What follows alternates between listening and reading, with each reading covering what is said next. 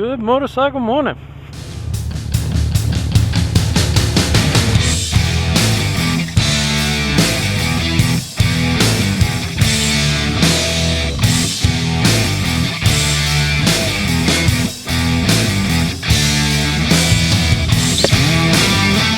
So, I watched the Wolverine yesterday.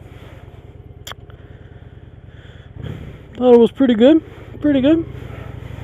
As you know, before I even clicked play on the movie, it was X-Men, it was Marvel, it was Wolverine. So that gave it a head start right there. Whether I thought it was pretty good or not, it was good when the title came out. It was good. That said, not only this movie, but it seems all of the X-Men or even more focused Wolverine movies have the same thing to me that I see. I see a long, drawn-out storyline, especially Wolverine, the anguish and the drama and all that, and a really quick ending to the movie and a really low budget ending to the movie. So it seems like there's this awesome CGI throughout the movie, or live shots, or you can't tell the difference, or whatever, enjoyable, and then at the end they throw in some 2005 CGI at the very end, because it just seems like they ran out of money. Like in this movie, Wolverine, he has his adamantium claw. Oh, this is a spoiler! If you haven't watched it, don't listen to this vlog. Anyhow, so he has his adamantium claws chopped off. At the very end, these pixelated bone fragments pop out of his hands instead, from a long distance away. You can't really see them that well. And it just seems like they just give up at the end of the movie. He fights this gladiator, this adamantium gladiator, which turns out to be the grandfather. And he fights him, and the gladiator knocks off his adamantium claws, and fights him, and finally picks up the sword, figures out how to use the sword, chops his head off, all within like 5 seconds. Fight, picks up the sword, the guy's turned around, figures out how to use it, chops his head off in 5 seconds. It's just a long drawn out fight and a really simple solution. Comes off like butter. Like butter. Anyhow. But it's not really the guy's head, it's just a helmet. But anyhow, that's besides the point. He defeated the monster with the butter, but the monster wasn't done yet. And anyhow, and also in this movie, The Wolverine,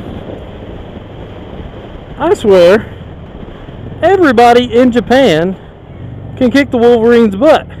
It doesn't matter if he's got a bug on his heart and he's not as strong as he used to be. Even when he is, there's quite a few people that come within, a hair of his life. They can't really kill him, without chopping his head off or something. I understand that, but there's a lot of them that come darn close. Like 20 times in this movie. I might be exaggerating, but like 20 times in the movie, he ends up in the hospital. Or this is Wolverine. He spends a good third to 2/3 of the movie almost dead. And just at the very end, he gets his powers back and stuff. But it's really a movie about killing Wolverine over and over and over and over and over. And Wolverine can whoop butt on the entire world, but just not in Japan apparently. In Japan, anybody off the street can give him a serious run for his money.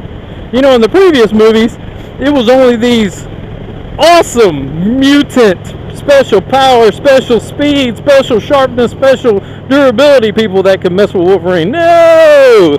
Shopkeeper with a sword in this movie can get Wolverine for his money. So there's that. That's it. I liked it. It's Wolverine. I liked it. I like comics, Marvel, all the things. It's great to see cartoons and comic books of my childhood coming to life, more or less. But man, they really got to pick up the game on these X-Men movies. The fan base is getting older, and we expect more, I believe. I do believe. But that said, Wolverine rocked. And he always will. Don't matter what the directors do to him. Alright, good motorcycle morning.